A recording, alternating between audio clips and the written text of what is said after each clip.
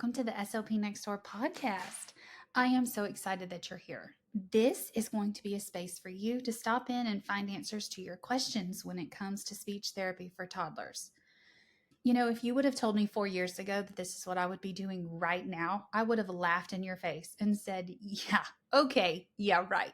But here's the thing, y'all. I know someone out there needs this information. I have met so many SLPs, new grads, and SLPAs that struggle with the toddler population, and I want to help.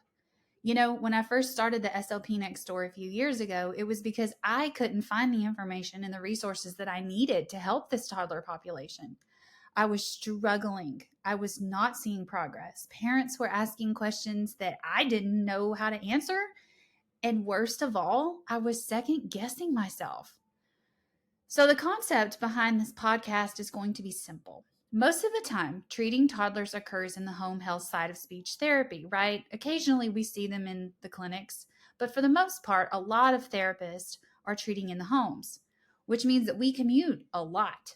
So I thought, this is the community and this is the population that needs the help. Why not offer a 10-15-minute episode that offers therapist insights or even gives a refresh that you can listen to right before you see a kid or between visits? Now, I've also spent a lot of time in prayer about this endeavor. I am a woman of faith. I always will be, and I always have been.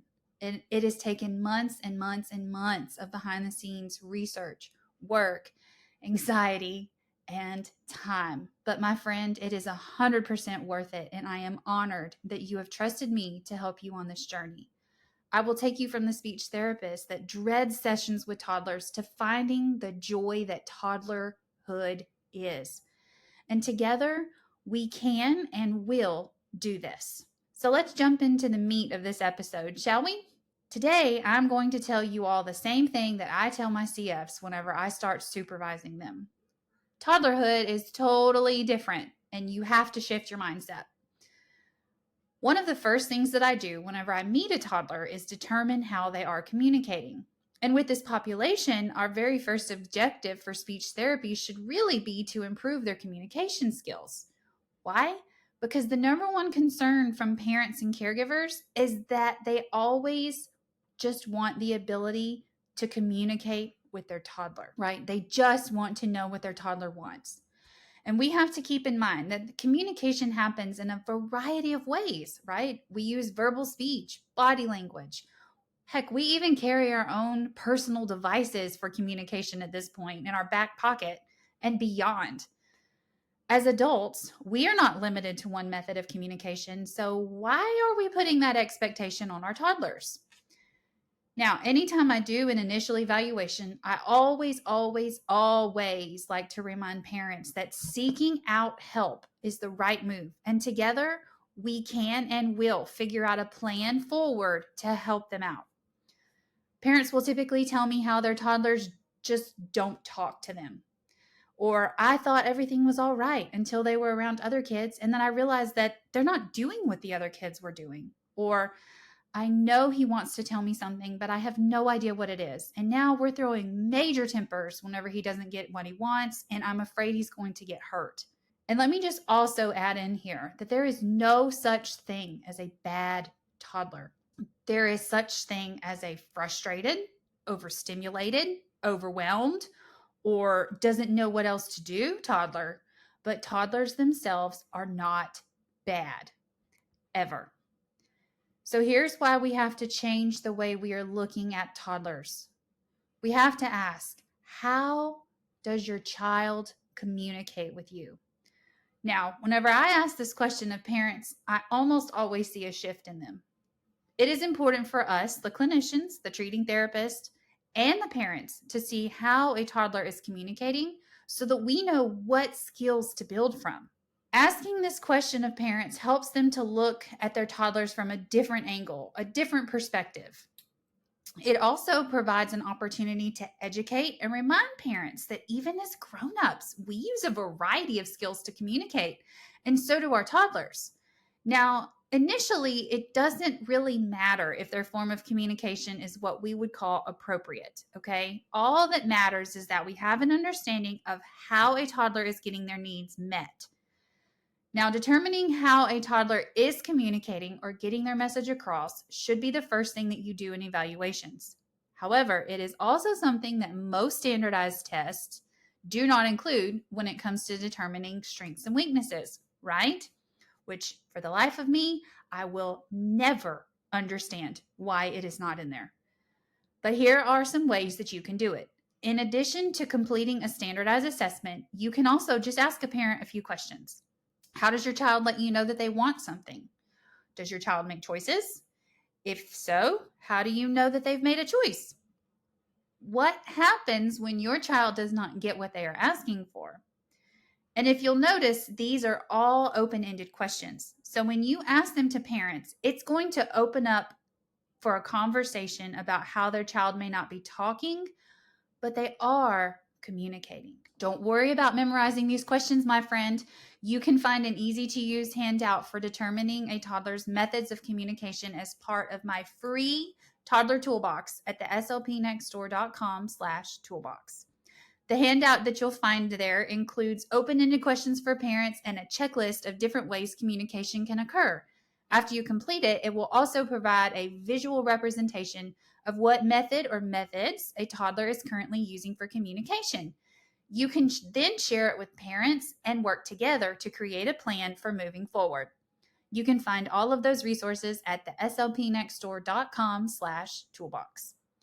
Okay, friends, I want you to remember something. There is no right way to communicate, and we all communicate using more than one method. But I know what you're thinking. What if a toddler is using behaviors as communication, though? They can't do that. I mean, technically they can, and if nothing else works for them, they will, but you're right. It's not ideal.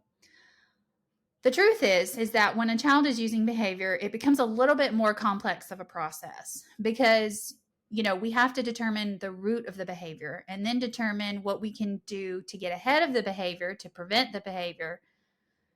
And I have a lot to say about this, but it's going to have to be another topic for a different day.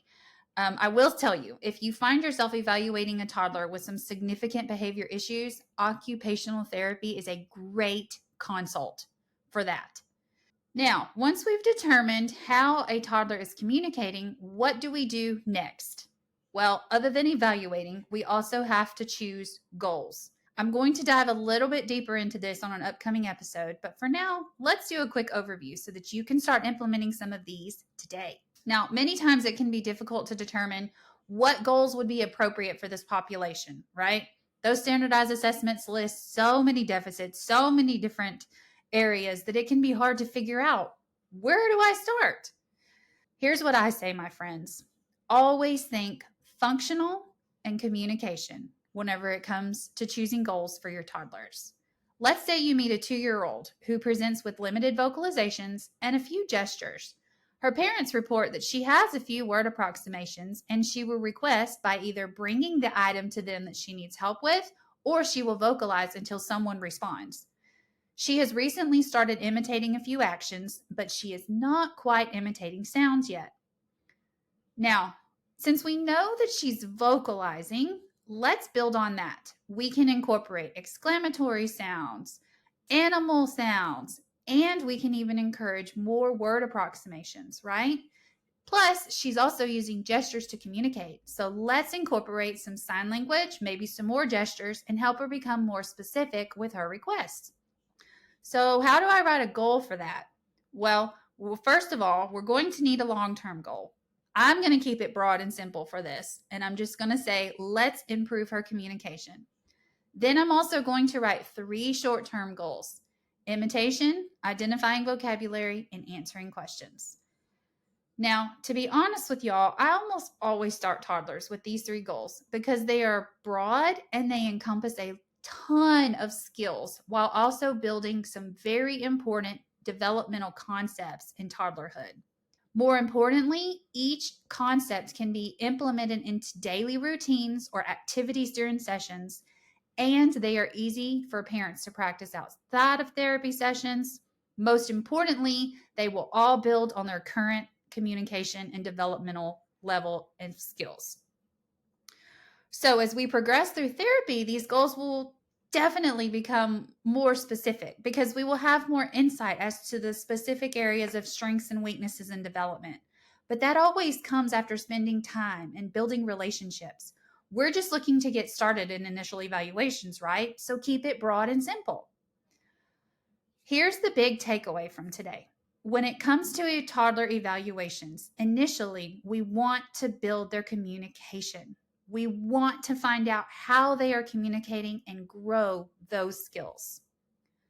All right, my friend, that's all I've got for this week. Don't forget, you can grab my copy of the free Methods of Communication handout as part of the Toddler Toolbox at the slpnextdoor.com/toolbox. My friends, I'll see you soon.